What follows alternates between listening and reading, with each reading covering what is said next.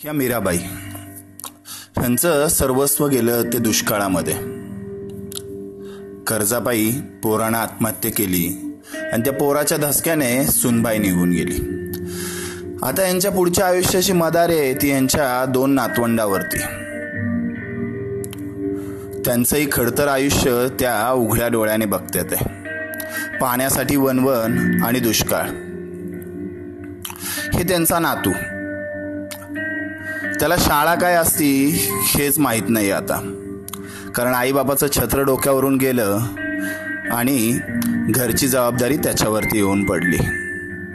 खेळण्या बागडण्याच्या वयात तो घर सांभाळतोय. ही त्यांची नात,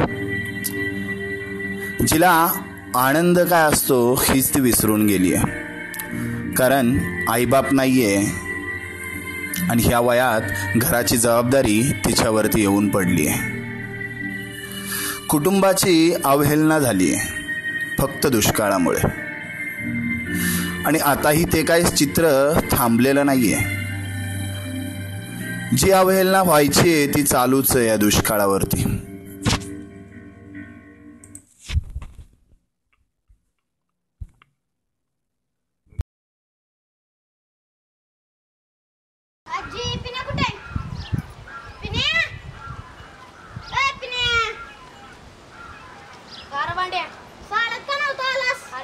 घेऊन गेल ना मला हिरवी पाणी भरायला. हे गप्पे बर चल तू का माळाव चल जाऊ. आजी आलो माळावर जाऊन.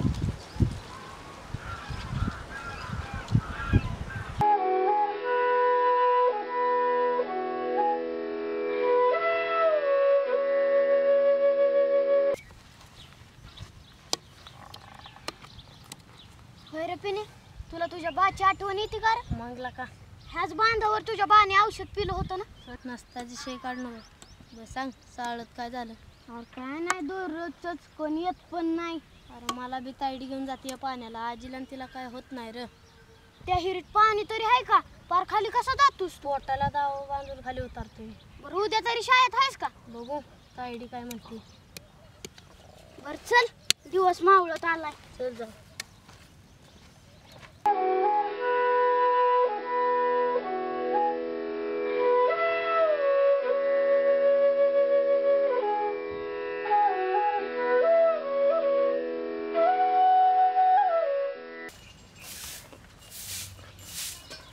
शाळेत जाऊ का ग? मुस्कान फोडून तू जाता. पाण्याला कोण जायचं तिथं? मी उतर का खाली हिरीत? 2 दिवस झाले शाळेत गेलो नाही. भांड्यान ती समधी जाते ती शाळेत. लय बोलू नकस. ते दावण हंडा घे आणि चल.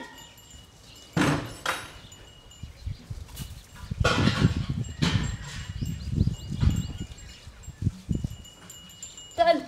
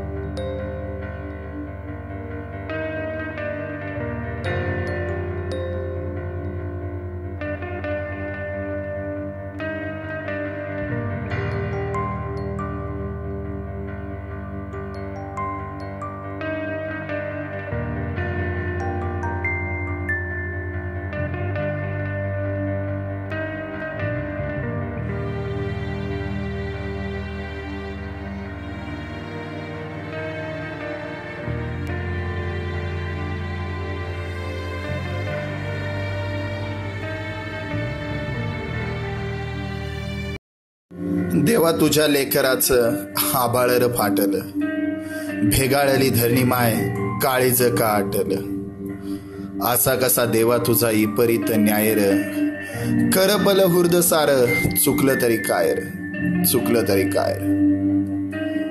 न केलेल्या चुकीची शिक्षा ही अशीच भोगावी लागणार आणि वनवणी अशीच चालत राहणार.